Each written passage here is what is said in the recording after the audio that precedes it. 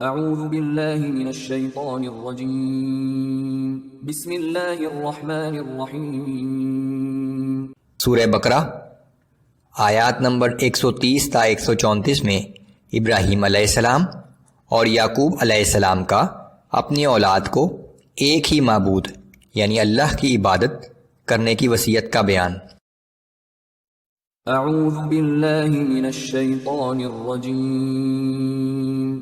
ومن يرغب عن ملة إبراهيم إلا من سفه نفسه وَلَقَدِ اصْطَفَيْنَاهُ فِي الدُّنْيَا وَإِنَّهُ فِي الْآخِرَةِ لَمِنَ الصَّالِحِينَ۔ اور کون ہے جو ابراہیم علیہ السلام کے دین سے اعراض کرے سوائے اس کے جس نے خود کو احمق بنا لیا ہو، اور بے شک ہم نے انہیں دنیا میں بھی منتخب فرما لیا تھا، اور یقیناً وہ آخرت میں بھی بلند رتبے والے لوگوں میں شامل ہوں گے۔ اذ قال له ربه اسلم قال اسلمت لرب العالمین۔ اور جب ان کے رب نے ان سے فرمایا کہ تو میرا فرما بردار بن تو انہوں نے کہا کہ میں سارے جہانوں کے رب کے سامنے سر تسلیم خم کرتا ہوں۔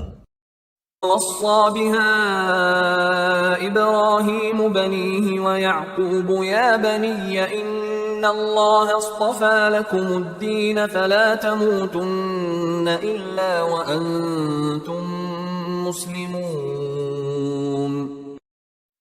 اور ابراہیم علیہ السلام اور یعقوب علیہ السلام نے اپنے بیٹوں کو اسی بات کی وصیت کی کہ اے میرے بیٹو، اللہ نے تمہارے لیے یہی دین اسلام پسند فرمایا ہے، سو تم مرتے دم تک مسلمان ہی رہنا۔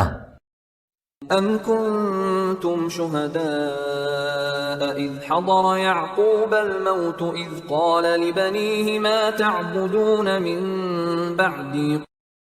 کیا تم اس وقت موجود تھے جب یعقوب علیہ السلام کو موت آئی اور انہوں نے اپنے بیٹوں سے پوچھا کہ تم میرے بعد کس کی عبادت کرو گے؟ قالوا نعبد إلهك وإله آبائك إبراهيم وإسماعيل وإسحاق إلها واحدا ونحن له مسلمون۔ تو انہوں نے جواب دیا کہ ہم آپ کے اور آپ کے باپ دادا ابراہیم اور اسماعیل اور اسحاق علیہ السلام کے معبود کی عبادت کریں گے، وہی ایک معبود ہے اور ہم سب اسی کے اطاعت گزار رہیں گے۔ تلك امة قد خلت لها ما كسبت ولكم ما كسبتم ولا تسألون عما كانوا يعملون۔ وہ ایک امت تھی جو گزر چکی، ان کے اعمال کی کمائی ان کے لیے ہوگی اور تمہاری کمائی تمہارے لیے ہوگی، اور تم سے ان کے اعمال کی باز پرس نہ کی جائے گی۔